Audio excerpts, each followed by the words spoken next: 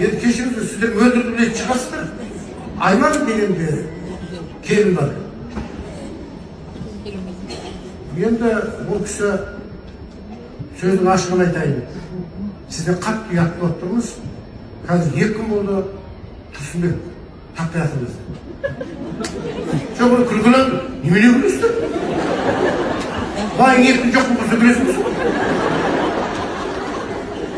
Мен күлкішін айтып тұрған жоқпын, немен шырымды айтып жатырмын. Енді ол кезде басына операция жасаған білесіздер бәрін. Сосын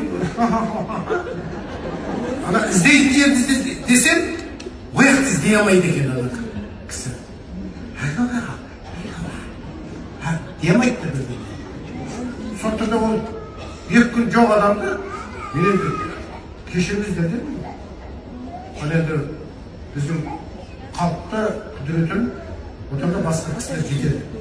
Дағын елер күліп отырсыздар, әлі айтқанға шапала ұрып отырсыздар.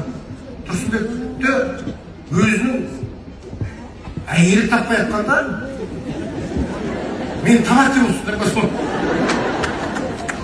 Енді маған ренжімейтін шығарсыздар. Енді өзі бұл әлемде тірі болатын болса, білмеймін, кіммен хабарласатын, тик-токтерге шығып кетті, білмеймін. Хабарласса да маған бәрібір оқып. Әкелері жіберген болар, енді білдіртпейік деген сияқты. Сөйтіп балаларынан сұрадым, әкелердің қатысы жоқ па деп едім, жоқ деді. Экс-жұптар таяуда тұңғыштарын бірге шетелден күтіп алды. Арадағы үлкен үзілістен кейінгі Тұрсынбек пен Мөлдірдің алғашқы кездесуі осы болған. Тағы секрет ашайын деп тұрсың. Сіздерден бар ғой, қашып құтыла алмайсың. Сол кезде мен Тұрсынбекті бірінші көрдім. 1,5 жыл шығар. Амандастық. Иә. Амандастық. Сәлем дедік, болды. Ешқандай сөйлесіп, телефон арқылы да, СМС арқылы да өмірде де кездеспеген едік, сөйлеспеген едік. Ешқайсымыз бірінші қадам жасамайды. Тұрсынбек Қабатов қазір екінші әйелімен ашық махаббаттарын көрсетіп жүр. Ал сізде жеке өмірде не жаңалық? Жоқ әзірге. Жоқ. Мен асықпаймын да, сөзін шыны керек. Асық не керек бар.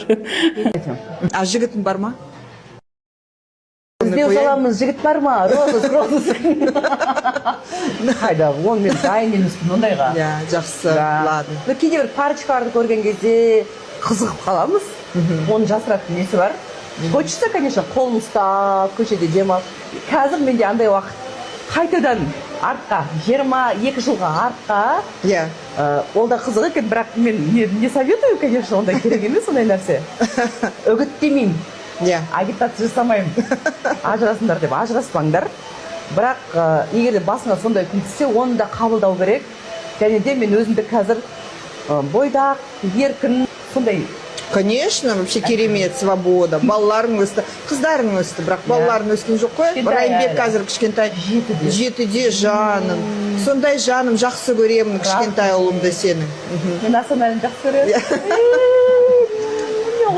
Жақсы, рахмет. Өсіп келе жатыр, Асанай. Мама, ертең қанша қыздың жүрегін ауыртады, Құдай. Құдай қаласа. Сұлудан сұлу туады, сұлулық тұқым қуады дейді. Мынандай сұлуларға қоймай туа беру керек. Тағы 2 туыңыз енді. Жақсы. Рахмет, бітті. Всем привет, как у вас дела? Я хотела с вами поговорить на одну очень-очень важную тему. Многие думают, что я не знаю казахский язык. Ну, думайте, что хотите, но просто я хотела вам сказать то, что мен қазақ тілін білемін. Мен қазақша сөйлей аламын, мен қазақша оқи аламын, мен қазақша жаза аламын. Бірақ менің қазақша сөйлеген ешкім естімеген шығар. Бірақ мен кішкентай болғанда мен қазақ тілін прям идеально білетін едім, прям 100%-ға. Бірақ қазір мен 1-ші сыныпқа көшкеннен кейін мен қазақ тілін кішкене ұмытып бара жатырмын. Себебі мен 1-ші сыныптан бастап мен ағылшын мектебінде оқимын. Мен ешқашан ағылшын мектебінде оқымаған, қазақша мектебінде оқымағанмын. Менің достарым бәрі орысша сөйлейді. Менің бүкіл құрбыларым, достарым бәрі ағылшынша және орысша ғана біледі. Бірақ қазақша біледі, бірақ именно сөйлегенде мен олар қазақша сөйлемейді.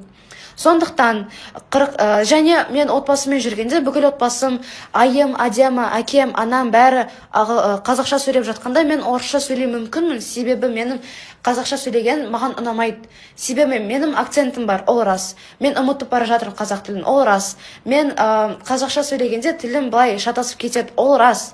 Бірақ маған орысша сөйлеген ыңғайлы болса, сендерге негізі бәрібір болу керек. Себебі ол менің тілім.